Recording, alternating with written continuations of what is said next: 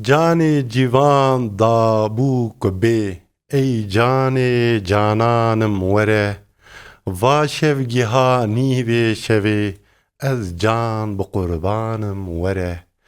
Carek were şah û keyê, firkim ji dev cama meyê, da ez binalim wek neyê, ey şahê xubanim were. Îro dinalim wek ribab, tenha me bê yar û şerab, tim çav li rê me mal xirab, bê sebr û sekanim were.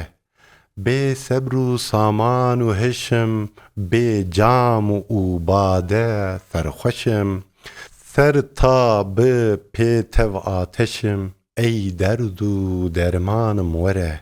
Min dil bi carek derd û kul, birînê vebûne rengê gul, kuştim bi çavên reş bi kil, ey pîrê lokmanim were.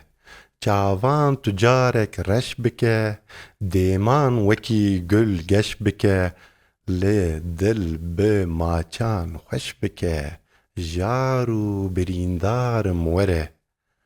Jar û birîndar û reben, carek were lê dev biken, dîsa bide min lêv û çen, ey serwê bostanim were. 40 sale seyda dilbirîn, heta ceger jî bûye xwîn, carek were rewşen bibîn, pir mest û heyranim were.